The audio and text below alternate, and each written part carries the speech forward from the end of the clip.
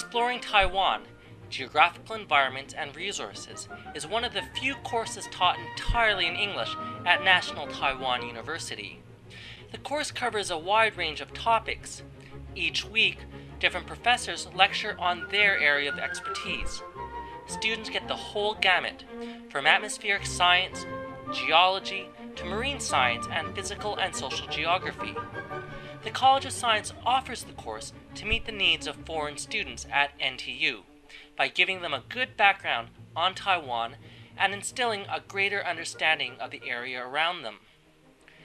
Many use the experience from exploring Taiwan to take more advanced courses taught in Chinese or partake in research. Local students are also encouraged to take the class to learn more about Taiwan. Over 130 students from 34 nations have taken the course in the 3 years it's been offered. Surprisingly, the reputation of the course has spread outside Taiwan, in large part by former students. They encourage new students coming to NTU to take the course. The eagerness of students wanting to learn more about the geography of Taiwan motivates the coordinator and instructors to continue. I started this course just 3 years ago because the university wanted to have more international students. And one of the questions they often ask is, what courses do you offer? I don't speak that much Mandarin, but do you have courses offered in English? So the Dean of the Office of International Affairs wanted us to meet and offer courses from each college. So the College of Science used to have a lot of human resources that can talk about geographical resources. So we thought we would have a course called Exploring Taiwan, subtitle Geographical Resources and Environment.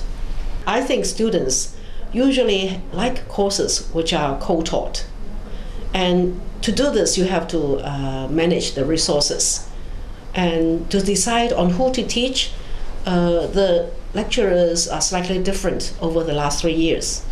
And the students would like to hear someone who speaks good English. They offer the opinion, so we try to modify whoever participate.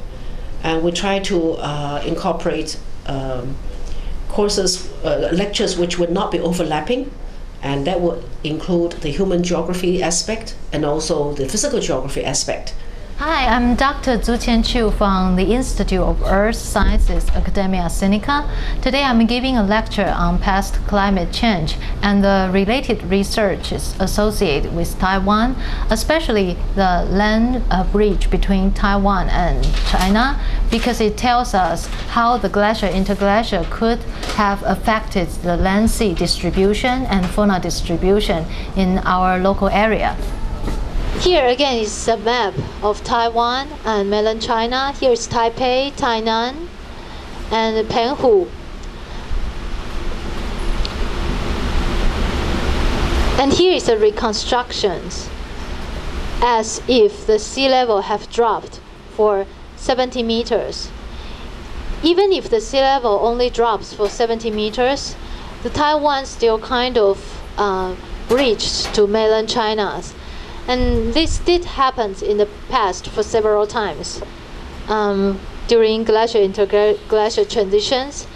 So actually we have a name for this. We call this Taiwan land bridge. The reason we call that land bridge is because large mammals can really migrate between these. And then we are going to show you the evidence for that. Here is a reconstruction cartoons for Zhoushan fauna from mainland China.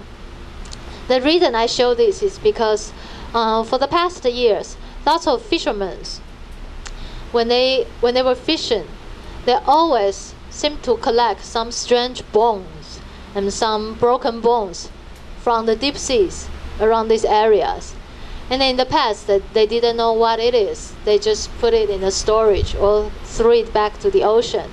However, some scientists from Taiwan National Science Park museums occasionally saw those bones. They realized that's landlocked mammal bones. They could not have been lived under the sea. So they asked the fishermen to collect more or to brought them to collect those bones. And they realized those animal bones are so similar to the fauna from mainland China. And actually, they are exactly the same, because both Chinese scientists and Taiwanese scientists get together to observe those fossils. They realize they belong to the same fauna. And actually, if we try to categorize those fossils in Taiwan, we can categorize them as two groups. One is Penghu fauna, one is Zuozhen fauna. This one is very similar to those from northern China, and this fauna is very similar to those from southern mainland China. And the theory is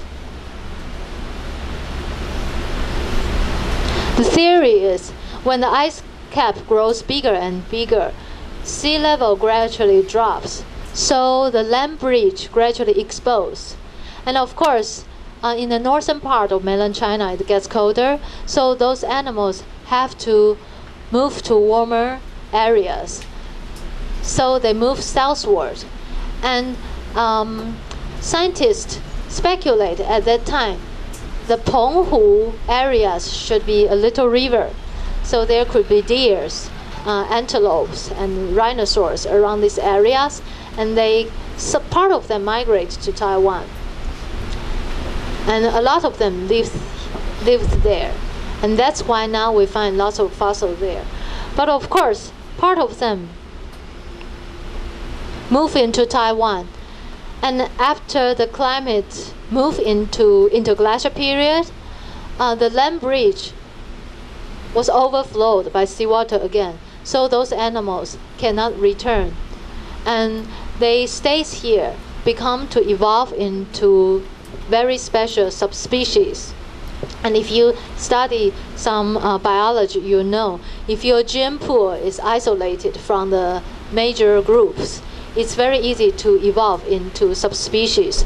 Although you are still able to produce next generation with the main gene pool, but you are separate for so long. So your appearance or your behaviors becomes so different. Is